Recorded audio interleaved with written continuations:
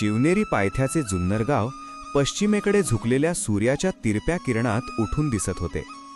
जुन्नरपासून थोड्या अंतरावर असलेल्या आमराईत शहाजीराजांचे घोडदळ थांबले होते. एका डेरेदार आम्रवृक्षाखाली शहाजीराजे छोट्या संभाजीसह उभे होते. दुपार टळत येऊनही अद्याप वारा सुरू झाला नव्हता. झाडाचे पानही हलत नव्हते. रात्रीची थंडी उतरायला अजून सुरुवात झाली नव्हती. आमराईतून दिसणाऱ्या रस्त्याकडे उभायतांचे सारखे लक्ष जात होते. कोणी दृष्टीपथात येत नव्हते. वाढत्या क्षणाबरोबर शहाजीराजे अधिक अस्वस्थ होत होते. आबासाहेब, मासाहेब आल्या, शंभूराजे म्हणाले. कुठं? मानवर करीत शहाजीराजे विचारते झाले. शंभूबाळांनी बोट केलेल्या दिशेकडे शहाजीराजांनी पाहिले. तिरप्या सूर्यकिरणात धुळीचे लोट उडवीत येणारे अश्वपथक दिसत होते. हळूहळू टापांचा आवाज स्पष्टपणे ऐकू येऊ लागला. आमराई नजीक येताच येणाऱ्या पथकाची गती मंदावली. घोडी थांबली.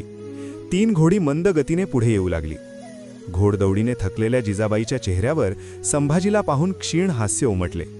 जिजाबाई दासीच्या आधाराने पायउतार झाल्या. श्रमाने सारा चेहरा लालबुंद झाला होता. नेत्र आरक्त दिसत होते. 3 मासांच्या गर्भार जिजाबाईंनी आपला घाम टिपला. पदर सावरून त्या शहाजीराजांच्या सामोरे आल्या. अशी ठाई थांबत आम्ही दौड करीत राहिलो तर तुमच्या बापाच्या हाती सापडण्यास फार वेळ लागायचा नाही. तेच सांगणार होते मी. मतलब?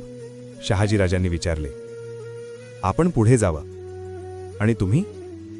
पुढचा प्रवास झेपेल असं वाटत नाही. मग अशा आडवाटी आपल्याला टाकून? जवळच आपले व्याही विश्वासराव आहेत, त्यांच्याकडे थांबता येईल मला. आपण सुखरूप तर आम्ही सुखरूप. क्षणाच्या अवधीला सुद्धा फार मोल आहे.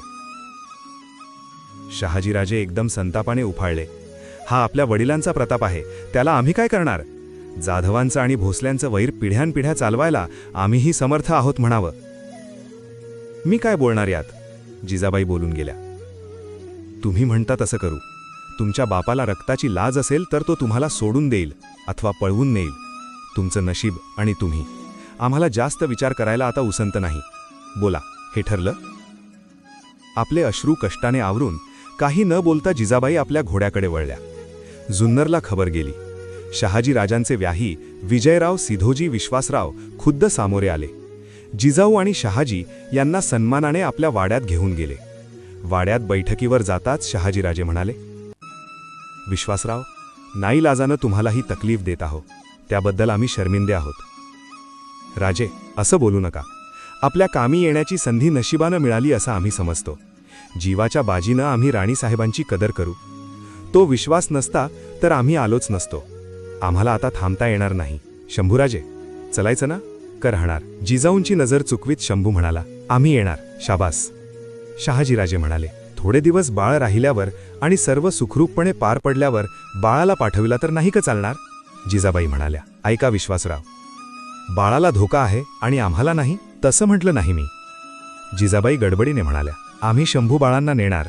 त्यांच्याकडून फार मनसुबे पार पाडायचे आहेत. राणीसाहेब, आपल्यासाठी आम्ही बालकृष्ण हनुमंते, संक्रोजी नीरकंठ, सोनोजी पंत, कोरडे ही मंडळी ठेवून जात आहोत.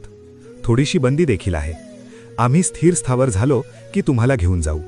तब्येतीला सांभाळा. शंभू जिजाऊंच्या पाया पडण्यासाठी वागताच जिजाऊंनी त्याला उराशी कवटाळला. शंभू बाळाने त्या मिठीतून सुटका करून घेतली.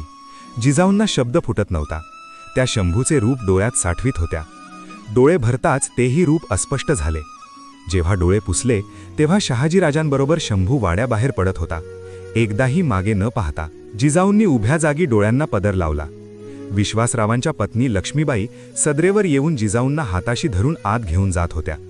पण आत जात असताही बाहेर उठणारा घोड्यांचा टापांचा आवाज कान थोपवू शकत नव्हते.